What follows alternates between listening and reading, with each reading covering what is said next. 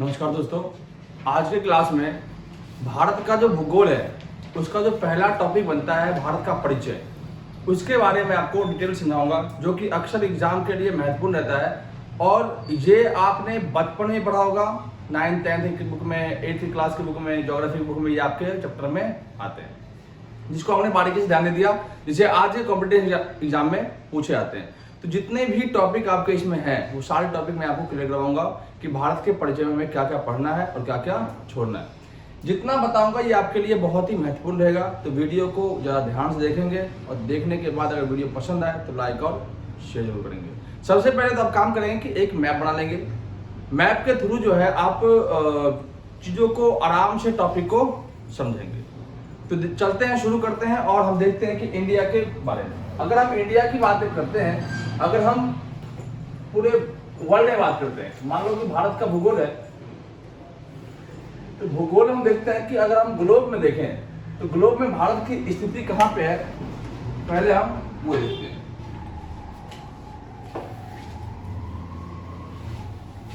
Globe अगर हम दो बनाते हैं तो दोनों पहले ग्लोब को समझो।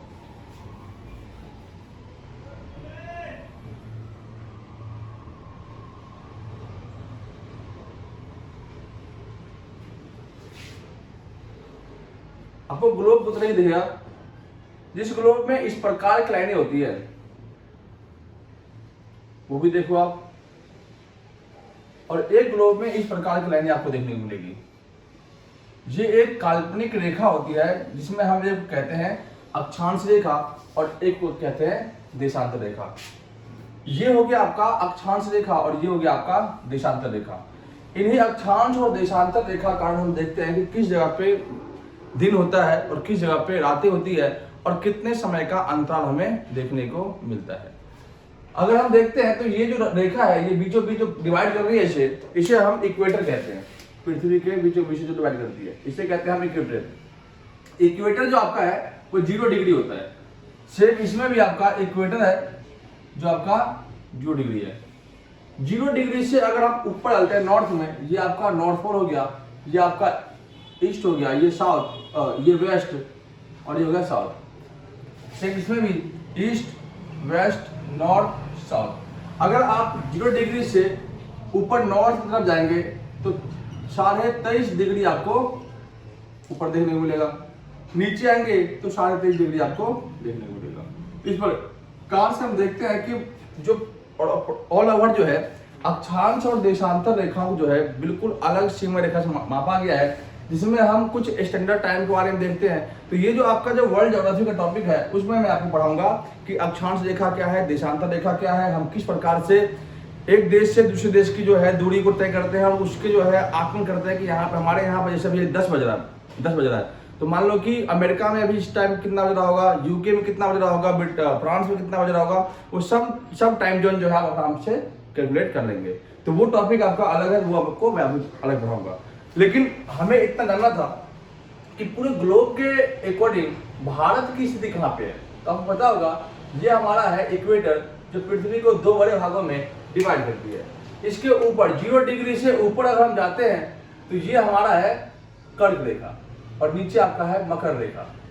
भारत की स्थिति कुछ इस प्रकार से है, नॉर्थ ईस्ट, मतलब भारत की स्थिति जो है उत्तर पूर्व में 82 डिग्री 82 डिग्री पे स्थित है। तो ये आपको देखना आएगा कि भारत जो है उत्तर पूर्व में है कि उत्तर दक्षिण में है कि उत्तर पश्चिम में है। तो ये आपको कई बार क्वेश्चन आता है। तो भारत जो हमारा कहाँ पे है, तो ये आपका हो गया इक्वेटर। तो भारत की स्थिति इस प्रकार है, भारत जो है नॉर्थ ईस्ट में फैला हुआ। अब मैं भारत के जो है वर्तमान स्थिति और वर्तमान एरिया के बारे में देखते हैं कि भारत किस प्रकार से फैला हुआ है।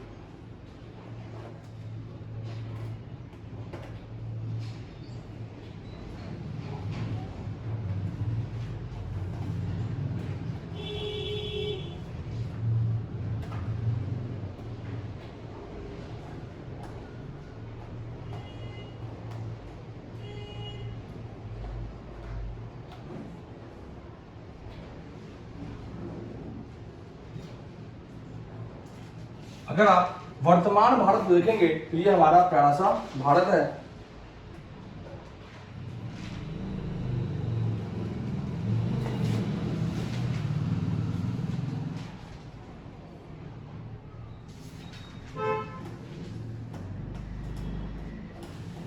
और ये हमारा अंडमान निकोबार द्वीप समूह है।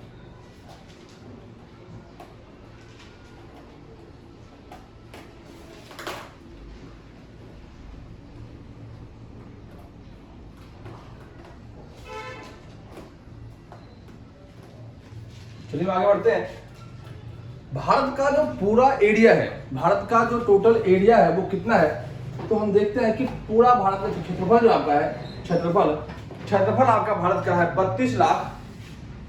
क्षेत्रफल अगर देखेंगे तो क्षेत्रफल हमारा है 32,87,263 स्क्वायर किलोमीटर स्क्वायर है, मतलब वर्ग किलोमीटर है। तो भारत का क्षेत्रफल कुछ इस प्रकार से आपको देखने को मिलेगा, 32,87,263 किलोमीटर स्क्वायर। तो कई बार क्वेश्चन सीधे सीधे पूछा जाता है कि भारत का क्षेत्रफल कितना है। अगर वर्ल्ड में बात करें तो विश्व के एरिया में भारत जो है 7वें नंबर का 7वें स्थान पर क्षेत्रफल की दृष्टि से है। फिर अगर हम सेकेंड ऑफ ऑल बात करें तो विश्व की 100% भूमि में भारत के पास भूमि है वो 2.43% भूमि है। मतलब भारत के पास भूमि इतनी है, लेकिन अगर जनसंख्या की बात करें तो 100% जनसंख्या हम लगभग भारत के पास जो है 18% जो है, लगभग 20% जनसंख्या जो है भारत के पास ही निवास करती है। 17-18% देखा जाता, लगभग 20% जनसंख्या जो है भारत में ही निवास करती है पूरे वर्ल्ड की। इस अकॉर्डिंग देखते हैं कि भारत का क्षेत्रफल 32,87,000। विश्व में भारत जो है क्षेत्रफल दृष्टि 7वां स्थान रखता है। भारत के पास भूमि जो है वर्ल्ड में 100% भूमि में 2.43% जो है भारत के पास भूमि है। अगर हम वर्ल्ड में जनसंख्या की बात करें तो भारत नंबर 1 जनसंख्या ले रखा है विदेश में, और भारत में वर्ल्ड के 100% जनसंख्या में लगभग 20% जनसंख्या जो है भारत के पास ही निवास करते हैं। इस प्रकार से हम देखते हैं कि भारत जो है ऑल ओवर में किस प्रकार से अपना नाम कमा रखा है। भारत का जो ये वाला है जिसे कहते हैं हम लक्षद्वीप, ये आपका लक्षद्वीप है।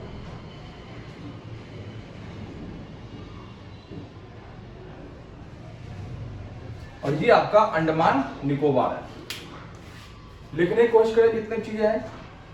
अब हम आगे बढ़ते हैं। भारत का ये एरिया आपका कहलाता है उत्तर, इसे हम नॉर्थ कहते हैं, ईस्ट पूर्व कहते हैं, इसे कहते हैं पूरब, इसे कहते हैं पश्चिम, इसे कहते हैं उत्तर, और इसे कहते हैं दक्षिण। ठीक है। भारत का जो पूर्वी एरिया है उस पूर्वी एरिया से लेकर के पश्चिमी एरिया तक की कुल लंबाई हम देखते हैं। तो भारत के पूरब से पश्चिम तक की लंबाई हम नापे तो लंबाई इस प्रकार से देखो आप, इस प्रकार से लंबाई अगर हम देखते हैं तो 2933 किलोमीटर है कुल लंबाई। वहीं अगर हम उत्तर से दक्षिण तक देखें तो उत्तर से दक्षिण तक की लंबाई कुल आपका है 3214 किलोमीटर लंबी है टोटली। तो पूरब से पश्चिम की लंबाई 2933, जबकि उत्तर से दक्षिण तक की लंबाई 3214 किलोमीटर लंबाई है। यही अगर बात करते हैं कि भारत के पूर्वी एरिया के सबसे अंतिम बिंदु को क्या कहते हैं, तो पूर्वी एरिया के सबसे अंतिम बिंदु को कहते हैं किबुथु। वहीं पश्चिम एरिया के अंतिम बिंदु कहते हैं सरक्रिक।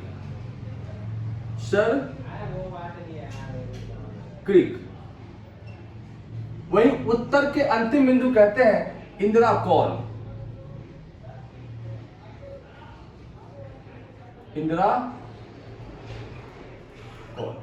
वहीं दक्षिण के अंतिम बिंदु कहते हैं इंदिरा पॉइंट,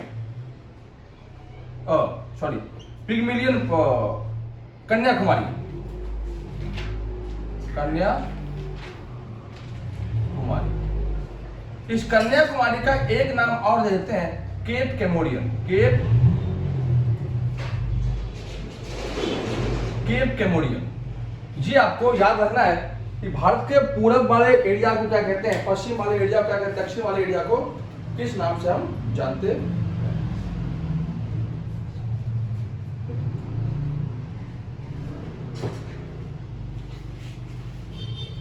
ठीक है, तो हम आगे फिर देखते हैं, एक बार रिवीजन करते हैं कि भारत का कुल क्षेत्रफल 32,87,263 किलोमीटर स्क्वायर है। अगर हम बात करते हैं भारत के उत्तर से दक्षिण की लंबाई टोटल आपका 3214 किलोमीटर है, वही आपका पूरब से पश्चिम की लंबाई आपका 2933 किलोमीटर है। भारत का कुल क्षेत्रफल तो बताया आपको 32,87,263 किलोमीटर है। और इसके अलावा हम देखते हैं कि वर्ल्ड में भारत के पास जो भूमि है वो आपका 2.43% भूमि है। भारत क्षेत्रफल दृष्टि से 7वें स्थान पर है। भारत के इस पूर्वी हिस्सा को कहते हैं किबुतु, इस पश्चिमी हिस्सा कहते हैं सर्कलिक, इस उत्तर के हिस्सा कहते हैं इंद्राकोल, और इसे कहते हैं आपका कन्याकुमारी या केप कैमोडियन। तो ऑल ओवर हम देखते हैं चीजों को किस प्रकार से दिखाया गया है। अब हम आगे चलते हैं कि भारत का जो भूमि है वो 3 भागों में बटा हुआ है। अगर हम देखते हैं तो ये हमारा हो गया उत्तर पूर्व का पहाड़ी एरिया। ये पूरा क्या आपका है, पहाड़ है या पर्वत है। ये बीच वाला जो एरिया हमारा है ये आपका मैदानी भाग है, गंगा का मैदान, ये आपका हो गया मैदान। ठीक, और ये पूरा एरिया जो हमारा है ये प्रायद्वीपीय भारत है, प्रायद्वीप भारत। इतना आपको कॉमन चीज याद रखनी होगी। भारत के उत्तर पूर्व के एरिया को कहते हैं पर्वतीय एरिया, भारत के बीच वाले एरिया को ऑलमोस्ट कहते हैं मैदानी एरिया, गंगा का मैदान, और निचले वाले एरिया जो पूरा आपका है वो आपका है प्रायद्वीपीय भारत। ठीक, भारत के निर्माण की बात करें तो पूरे वर्ल्ड में हम देखते हैं कि पूरे वर्ल्ड जो था, जब स्टार्टिंग पीरियड जब पृथ्वी बताया था आपको कि बिग बैंग थ्योरी के अकॉर्डिंग जो हमने देखा कि एक बहुत बड़ा पिंड विस्फोट हुआ। उस विस्फोट के कारण जो है पूरे ब्रह्मांड का निर्माण हुआ। उस ब्रह्मांड में हम देखते हैं कि लगभग 100 अरब आकाश गंगाएं हैं। 100 अरब आकाश गंगा में एक आकाश गंगा के अंदर लगभग 100 अरब तारे हैं। उन 100 अरब तारों के अलावा हम देखते हैं कि सूर्य जो है हमारी आकाशगंगा, अर्थात हमारी जो आकाशगंगा मंदाकिनी है, मंदाकिनी के अंदर एक वर्तमान में जो है प्रधान एक सूर्य है, जो सूर्य जो है हमारे सबसे नजदीक है। और इसके अलावा हम देखते हैं कि किस प्रकार से जो है सूर्य के चारों तरफ 8 ग्रह चक्कर लगा रहे हैं। तो इस प्रकार से हम देखते हैं कि जब पृथ्वी का निर्माण हुआ तो पृथ्वी के ऊपर हम देखते हैं कि प्रॉपर अरबों वर्षों तक लगभग पृथ्वी जो था वो एक आग का गोला था। धीरे धीरे पृथ्वी जो है टेम्परेचर ठंडा हुआ, बर्फ की बारिश हुई, और इसके बाद पृथ्वी एक अपनी अवस्था में जुड़कर आ गई। धीरे धीरे पृथ्वी जो है 3 अवस्था में बदल गया और पृथ्वी के 3 परतों निर्माण हो गया। फिर जाके पृथ्वी पर एक ही भूमि बची और एक भूमि का निर्माण हुआ। आपने देखा होगा ये ग्लोब है और इस पर एक ही भूमि थी, इसका नाम था आपका पेंजिया लैंड।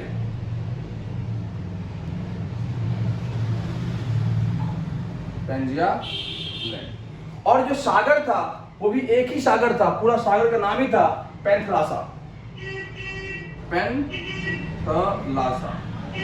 तो भूमि देखते हैं तो भूमि भी एक थी और सागर भी एक था, पेंथलासा। बाद में जैसे जैसे भूमि जो है आपस में अलग होना शुरू हो गया। ये जो पेंजिया लैंड था ये 2 भागों में डिवाइड हो गया। तो पेंजिया लैंड का जो 2 भाग हुआ, एक भाग कहलाया गोंडवाना लैंड और एक भाग कहलाया अंगारा। नीचे वाले भाग कहते हैं गोंडवाना और ऊपर वाले भाग कहते हैं अंगारा, अंगारा लैंड। इस प्रकार से हम देखते हैं कि पेंजिया लैंड जब 2 भागों में बटा तो 2 भागों के बाद हम देखते हैं कि एक भाग गया अंगार लैंड के ऊपर और एक भाग गया आपका गोंडवाना लैंड। फिर दोबारा हम देखते हैं कि दोनों भाग जो है आपस में चिपकना शुरू हो गया। जो पृथ्वी हमारी पृथ्वी थी, जो हमारा जो इंडिया है, वो अगर देखोगे ग्लोब में तो इस जगह पे था। ये आपका हो गया आपका अंगारा लैंड और ये गोंडवाना। तो हमारा इंडिया जो था ये आपका यहाँ पे था, ये वाला भाग हमारा यहाँ पे था। ये खिसक करके ऑस्ट्रेलिया जब जितने भी थे वो सब आपके अंगार लैंड का भाग था। ऑस्ट्रेलिया हो गया, इसके अलावा मालदीव हो गया, श्रीलंका हो गया, जितने भी कंट्री थे वो सब आपके गोंडवाना लैंड का हिस्सा था। जैसे ये गोंडवाना लैंड ऊपर टक्कर लिया तो भारत का निर्माण जो है अंगारा लैंड और गोंडवाना लैंड का निर्माण हुआ। भारत के इस वाले भूमि को, ऊपर वाले भूमि को अंगारा कहते हैं, नीचे वाले भूमि को गोंडवाना कहते हैं। उसी क्रम में हमारा बना क्या, तो आपका हिमालय पर्वत का निर्माण उसी क्रम में हुआ था। इसको हम देखते हैं कि भारत जो है आज स्थिर अवस्था में है, लेकिन फिर भी भारत की भूमि जो है ऊपर खिसकती जा रही है। तो वो अलग टॉपिक पढ़ेंगे। अब हम देखते हैं कि भारत के परिचय में ऑलमोस्ट जो है चीजें जो देखते हैं, भारत का जो पश्चिम से लेकर पूरब तक की कुल लंबाई है। अगर हम बात करते हैं कि भारत का जो जमीनी भाग है, ये आपका यहां से लेकर के पश्चिम से लेकर के ये घुमा करके ये टोटल लंबाई जो आपका है 15,200 किलोमीटर है कुल लंबाई। तो भारत की स्थलीय सीमा की लंबाई टोटल आपका है 15,200 किलोमीटर। तो भारत की स्थलीय सीमा की लंबाई आपका है 15,200 किलोमीटर। 15,200 किलोमीटर भारत की स्थलीय सीमा की लंबाई 15,200 किलोमीटर। वहीं अगर हम बात करते हैं तो भारत की जो समुद्री एरिया है, जो जलीय सीमा है, तो भारत की जलीय सीमा की कुल लंबाई है लगभग 6,200 किलोमीटर। तो भारत का जो स्थल है वो ज्यादा जमीनी भाग जुड़ा हुआ है, इसलिए इसका जो एरिया वो लंबा है कितना है 15,200 किलोमीटर। जबकि पश्चिम से पूरब दक्षिण से लेकर के पूरा जो आपका समुद्री भाग है वो लगभग में आपका 6,200 किलोमीटर है। अगर हम बात करें उसी में अगर हम ऐड कर दे लक्षद्वीप और अंडमान निकोबार की भूमि को, तो टोटल हो जाएगा आपका 7,500 किलोमीटर आपका। तो भारत की स्थलीय सीमा की लंबाई 15,200 किलोमीटर, भारत की जलीय सीमा की कुल लंबाई 7,500 किलोमीटर। केवल प्रायद्वीपीय भारत की जलीय सीमा की लंबाई 6,200 किलोमीटर। ये आपका ऑलमोस्ट छोटा मोटा जो नॉलेज था वो मैं आपको बता दिया। अब ये देखो आपका हमारा क्या है, ये आइलैंड हमारा है। इस आइलैंड में भारत के पास कुल आइलैंड है वो टोटल आपका है 247। भारत के पास कुल द्वीप कितने हैं, कुल द्वीप आपका है 247। अगर दुनिया की बात करें तो दुनिया में द्वीपों का देश कहा जाने वाला देश कौन सा है, तो इंडोनेशिया है। दुनिया में सबसे ज्यादा किस देश के पास द्वीप है, तो इंडोनेशिया के पास है। इसके पास लगभग 13,000 द्वीप है, 13-14,000 द्वीप है।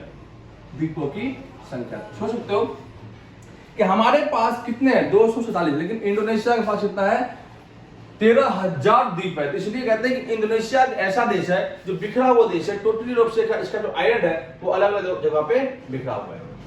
अब हम देखते हैं तो भारत में कुल जो द्वीप है वो 247 है, जिनमें से अंडमान निकोबार का अपना 204 द्वीप है, जबकि लक्षद्वीप का आपका 43 द्वीप है। ये आपको ध्यान रखना है। भारत के पूर्वी बिंदु को जहां कहते हैं किबुतु, पश्चिम कहते हैं सरकरी, उत्तर कहते हैं इंदिराकोल, दक्षिण कहते हैं कन्याकुमारी या कैप। लेकिन भारत के सबसे दूरस्थ बिंदु जो लास्ट में पॉइंट है इसे कहते हैं हम इंदिरा पॉइंट। इंदिरा कोल जो उत्तर भूमि है और दक्षिणतम बिंदु आपका इंदिरा पॉइंट है, इंदिरा पॉइंट। इस इंदिरा पॉइंट के नाम से और ही पूछा आता है, कहीं पूछा आता है इसका अलग नाम क्या है, तो पिगमिलियन पॉइंट है। तो इंदिरा पॉइंट को ही हम पिगमिलियन पॉइंट के नाम से जानते हैं।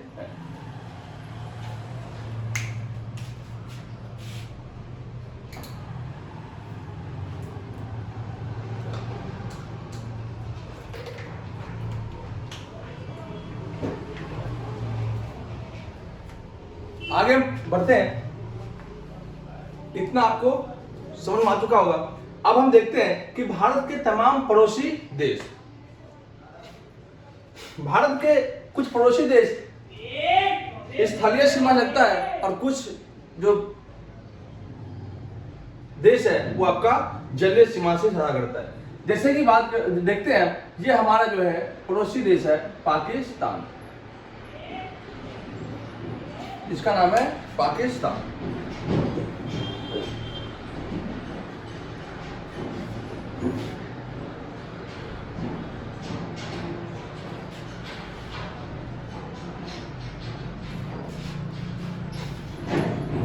इसके जस्ट ऊपर आपका है अफगानिस्तान।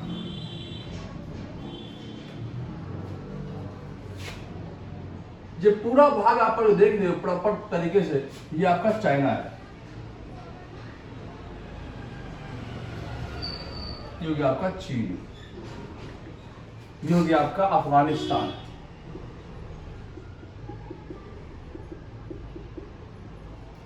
ये हो गया आपका पाकिस्तान। इसके बाद ये वाला जो एरिया देखते हो आप, ये आपका है बांग्लादेश।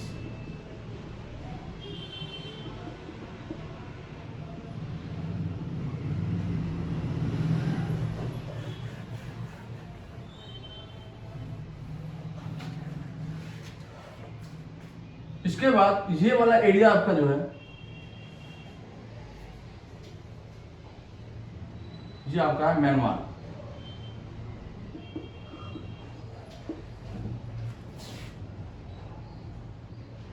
ये आपका है नेपाल,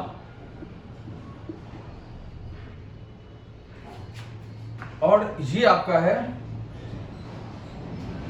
श्रीलंका। श्रीलंका। अब इनको हम याद कैसे करते हैं? तो भारत वह कौन सा देश, पड़ोसी देश है जो भारत से सबसे ज्यादा सीमा लगाता है, या कौन ऐसा देश है जो सबसे कम सीमा साझा करता है भारत के साथ? बहुत ही शॉर्ट तरीके में आपको याद करना है। याद करने का तरीका जैसे कि भारत का वह पड़ोसी देश जो सबसे अधिक सीमा साझा करता है, उनमें हम देखते हैं कि बांग्लादेश है, सबसे कम आपका अफगानिस्तान है। तो एक बार हम इसको ट्रिक से आपको याद कराएंगे कि भारत का वह कौन सा देश है जो सबसे अधिक सीमा साझा करता है। तो ट्रिक आपका है बचपन में बीए, बचपन में बीए। अक्सर हम देखते हैं कि बीए क्लास जो हम जो ग्रेजुएशन करते हैं वो हमारा बीए में हो जाता है, इसलिए हमने शॉर्ट ट्रिक निकाला है बचपन में बीए। बीए से आप लिख दो बांग्लादेश, बीए से आपका हो गया बांग्लादेश। सी एच से हो गया आपका चाइना, पी ए से हो गया आपका पाकिस्तान, एन से हो गया नेपाल, एम ई से हो गया म्यांमार, बी से हो गया भूटान, ये वाला भूटान, और ए से हो गया आपका अफगानिस्तान।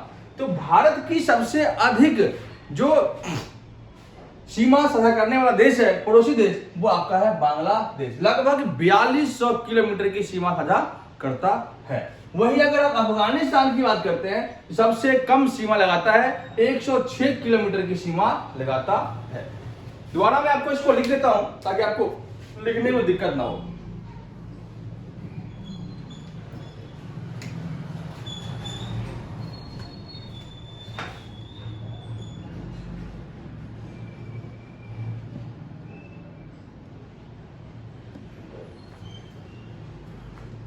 जैसे कि यहां लिख दिया आपको बचपन में बीए,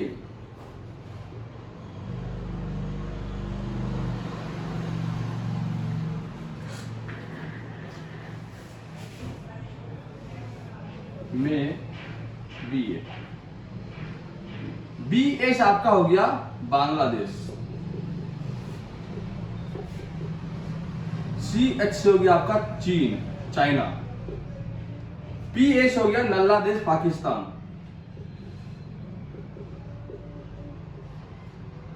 एन से हो गया हमारा पड़ोसी देश नेपाल, एम ई से हो गया आपका म्यांमार, बी से हो गया आपका भूटान, और ए से हो गया आपका अफगानिस्तान।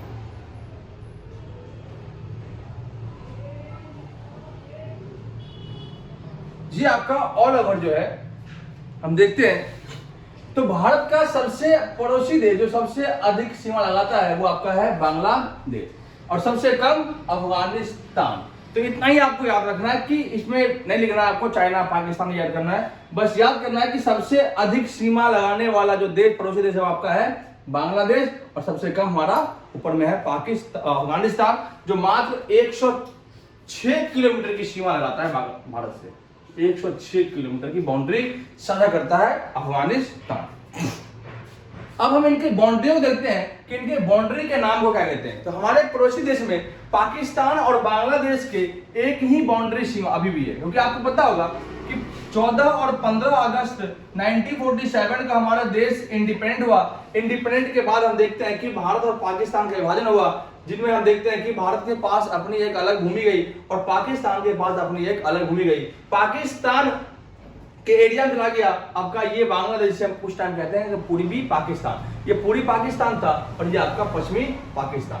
पूर्वी पाकिस्तान जो है वो अलग हो गया कब 1971 में इंदिरा गांधी के कारण जो है इसको अलग करवा दिया गया। इंदिरा गांधी ने अलग कराने में काफी अहम योगदान दिया था।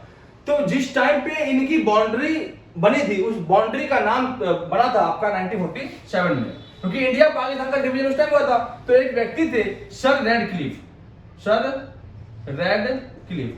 रेडक्लिफ के नाम पे ही इंडिया और पाकिस्तान और इंडिया और बांग्लादेश के नाम पे बाउंड्री बना हुआ है, इसलिए इस बाउंड्री को कहते हैं रेडक्लिफ रेखा। सेम इसकी बाउंड्री को भी कहते हैं रेडक्लिफ रेखा। तो भारत पाकिस्तान भारत बांग्लादेश के सीमा रेखा को कहते हैं हम रेडक्लिफ रेखा। अब आते हैं कि भारत और नेपाल के बीच एक नदी आती है जो सीमा लगाती है, उस नदी का नाम है काली नदी। भारत और चीन के सीमा रेखा को क्या कहते हैं। तो भारत और चीन के सीमा रेखा को कहते हैं मैकमोहन रेखा। ये चाइना का ही व्यक्ति था। 1962 में जब इंडिया और भारत का युद्ध हुआ था, इंडिया और चाइना का युद्ध हुआ था, तो इस युद्ध के बाद भारत और चाइना के बीच बाउंड्री लाइन खींची गई, जिसे कहते हैं हम एक प्रकार से मैकमोहन रेखा।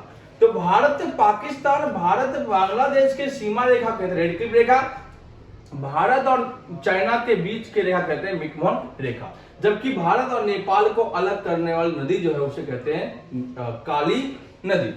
इसके बाद भारत और श्रीलंका के बीच कोई स्थलीय सीमा नहीं लगता। तो कई बार क्वेश्चन आता है कि भारत का वह पड़ोसी देश कौन सा है जो भारत की स्थलीय सीमा से जुड़ा हुआ नहीं है।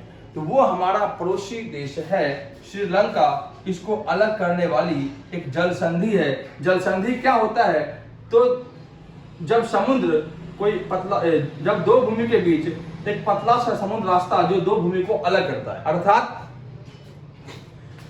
समुद्र का वह भाग जो दो भूमि को अलग करता हो उसे हम जल संधि कहते हैं, जिसे हम स्ट्रेट कहते हैं। क्या कहते हैं? जल संधि।